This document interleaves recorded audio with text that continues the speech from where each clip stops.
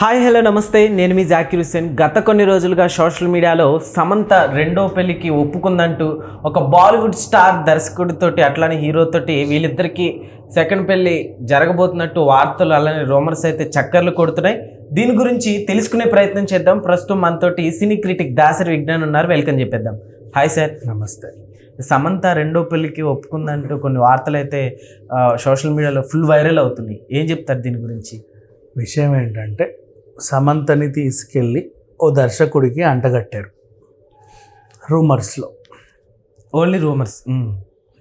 Only rumours అనేది తర్వాత సంగతి. రూమర్స్ అంటే ఏంటి? రెగ్యులర్ ఆళ్ళు వీళ్ళు ఆ చెవులు ఈ చెవులు కొరుక్కునేవి.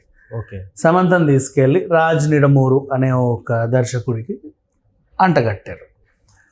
ఆయన ఎవరు అంటే రాజ్ అండ్ డీకే. ఈ ద్వయం చాలా సినిమాలు తీసింది. వీళ్ళు కలిసి తీస్తారు, కలిసి వెబ్ సిరీస్లు కూడా చాలా చేశారు. ఇంకోసారి అనే సినిమాతో తెలుగులో, తర్వాత లాస్ట్ సినిమా బండి తీశాడు. ఇంకా వెబ్ సిరీస్ల మాట కంటే ఇంకా బోల్డని ఉన్నాయి. ఈయన తీసిన ఫ్యామిలీ మ్యాన్, సీటాడెల్ ఈ రెండు వెబ్ సిరీస్లోనూ సమంత నటించింది. ఓకే. ఆవిడకి మంచి పేరు వచ్చింది. ఇప్పుడు నెక్స్ట్ ది బ్లడీ ఏదో ది బ్రహ్మాద్, రక్త బ్రహ్మాద్ అని ఏదో తీస్తున్నాడు. అది కూడా బాగానే ఉండొచ్చు. సో రాజు తనకంటూ ప్రత్యేకత అయితే ఉంది. తనతో కలిసి పనిచేసిన నిర్మాత, ప్రొడ్యూసర్ కానీ డైరెక్టర్ కానీ ఎవరైనా సరే సమంత చక్కగా మన ఫ్యామిలీ మెంబర్ లాగా ఉంటుంది. సో వీళ్ళతోనూ అలాగే ఉండింది. ఓకే. ఈయనకు ఆల్రెడీ పెళ్ళయింది. తిరుపతికి చెందిన ఆయన, తెలుగు అతనే. సో తెలుగు పర్సనే బాలీవుడ్లో సెటిల్ అయ్యారా? హిందీలోనూ తెలుగులోనూ తీస్తారు. అక్కడేం సెటిల్ అవ్వాల. అక్కడే నా సినిమాలకి మంచి పేరు వచ్చింది, అవకాశాలు ఎక్కువ వస్తున్నాయి అంతే. ఓకే. సో అలాంటిది ఇప్పుడు నాగ చైతన్య అండ్ సమంత విడిపోయిన తర్వాత నాగ చైతన్య ఇంకో పెళ్లి చేసుకున్నాడు, శోభిత ధూళిపాల అనే అమ్మాయిని. సమంత ఎందుకు పెళ్లి చేసుకోకూడదు? ఇన్ కేస్ ఒకవేళ నిజంగానే ఆవిడ ప్రేమలో ఉంటే చేసుకునే హక్కు కూడా ఆవిడకు ఉంది. ఎందుకంటే వీళ్ళు అధికారికంగానే విడిపోయారు. విడిపోకపోతే బాగుండేది అన్న కోరికలు కూడా చాలామందికి ఉన్నాయి. కోర్స్ ఎందుకంటే ఈ జంట చాలామందికి ఇష్టం. వీళ్ళు కలిసి చేసిన సినిమాలు కూడా చాలామందికి ఇష్టం. అండ్ జెస్సీగా ఓవర్ నైట్ స్టార్ అయిపోయింది. ఆ సినిమాల ద్వారానే వీళ్ళకి పరిచయం ఏర్పడి ప్రేమగా మారిందనేది ఒక వార్త. ఇప్పుడు నిన్న నాగ చైతన్య ఆల్రెడీ మొన్న పెళ్ళయింది, కొత్త లైఫ్లో బాగున్నాడు. నిన్న సినిమా పెద్ద హిట్ అయింది, 100 కోట్ల క్లబ్లో చేరింది.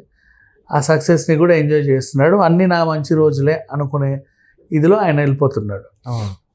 సమంత ప్రస్తుతానికి ఏ సినిమా చేస్తుంది ఏంటనేది వివరాలు బయటికి అంతగా లేకపోయినప్పటికీ తను మాత్రం ఏదో రకంగా బిజీగానే ఉంది. ప్రస్తుతం రాజ్ నిడమూరుతో ఆవిడ డేటింగ్ చేస్తుంది, ఆయన పెళ్లి చేసుకోబోతుంది అని వార్తలు వచ్చాయి. ఈ వార్తలు వచ్చినంత మాత్రాన వాళ్ళెవరు ఆయన ఖండించకపోవడం, ఈవిడ ఖండించకపోవడంతో నిజమేనేమో అనుకునే వాళ్ళు కూడా ఉన్నారు.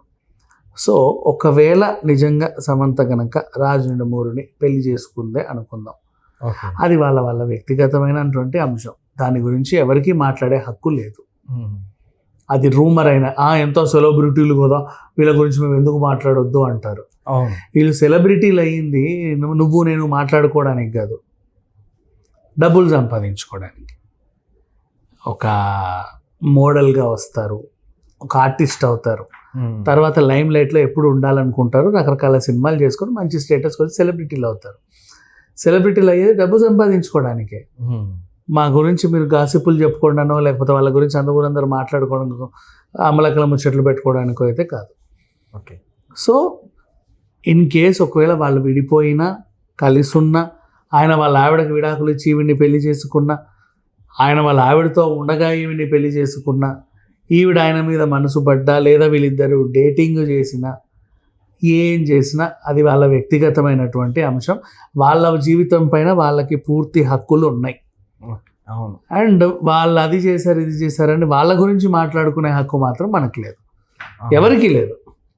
బట్ అంటగట్టేశారు అంటే ఓ రూమర్ క్రియేట్ చేసి అంటగట్టారు. తర్వాత ఇది ఆవిడ ఎందుకు మాట్లాడట్లేదు అంటే నిజమే కదా, నువ్వెవడివిరా బాబు క్రియేట్ చేసింది, నువ్వు క్రియేట్ చేసావు, నువ్వు చేసిన ఆ దరిద్రానికి మళ్ళీ ఆవిడ రిప్లై ఎందుకు ఇవ్వాలి, అంత అవసరమే ఉంది. వాళ్ళ మనసులో ఉంటే వాళ్ళే చెప్పుకుంటారు. అవును, ప్రత్యేకించి వీళ్ళు పెద్దగా వార్తలు రాసుకోవాల్సిన పని అయితే లేదు.